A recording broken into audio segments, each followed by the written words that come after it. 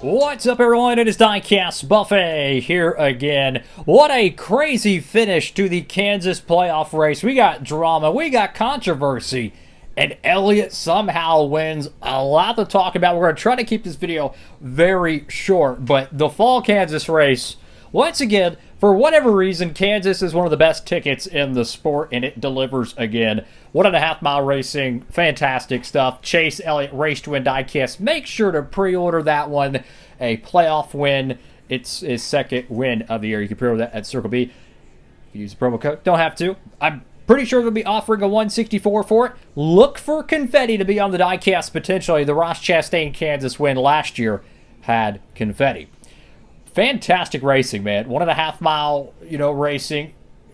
There was some times where there was some long green flag runs, but once we started getting some restarts, some craziness, there was a lot of going for it, man. I mean, you had Chase Briscoe, Bubba Wallace, Tyler Reddick, Denny Hamlin, Chase Elliott, guys in the back of the pack going 3 and 4 wide, throwing haymakers. And oh, by the way, we had a flip. I love seeing, crazy crashes as long as no one gets hurt, of course. Everyone's all good. I can't help it. The NASCAR fan in me loves to see crazy crashes. And Zane Smith goes, what is this, Lightning McQueen? Is it Hot Wheels that just literally rides the fence through 3 and 4 with a crazy crash straight out of the mid to late 2000s NASCAR Busch Series at that point. So that was a very interesting crash right there.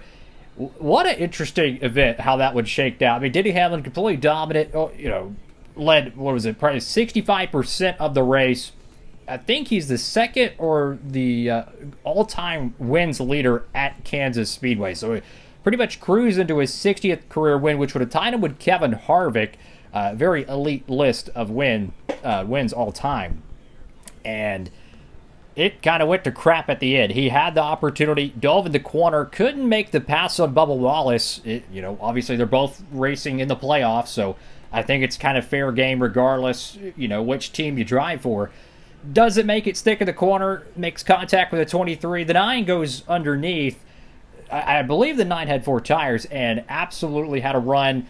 Kind of punted the 11 out of the way, and all reality, if Hamlin doesn't overdrive the corner, they're probably going to be side by side, and it's going to be Bubba or Denny winning it. He kind of overcooks it, and the 9 car scoots by and gets his second win of the year. And this is his second career win at Kansas. He won here in 2018, and of course with that Mountain Dew Chevrolet, which I want to say was his second or third career win. So that moves on to the next round. Quickly, there is a whole bunch of talk about the playoff format for next year. I want to make sure I feature this in this video. There's apparently a lot of good rumors that the 36 race format, there's a chance it could come back. Now, I don't think it will, but apparently it's actually being talked about for the first time in forever. And if you're wondering what I'm talking about, it's the Winston Cup format from 2003 to about the mid to early 70s, where it was just a full 36 race championship, no playoffs, no chase of the cup. Apparently it's being seriously considered, and you're seeing a lot of personalities in the sport actually talking about it.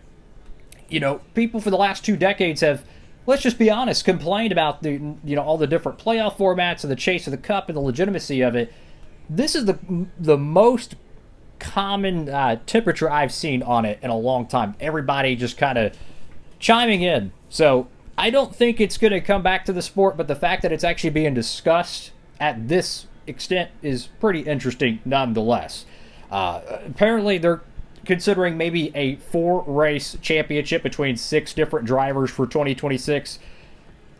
I mean, it's better than, a lot of people would say it's better than what we have, but man, that would be really cool if they did go back to the 36 race championship. So I'm kind of curious what y'all think about it. There's a lot of rumors about what the format's going to be. They have a committee on it, kind of, discussing it. It's going to be interesting to see how that plays out, but I did want to mention that in this video. That was one of the most wildest things I've heard in, the NASCAR rumblings, the rumor mill, if you will.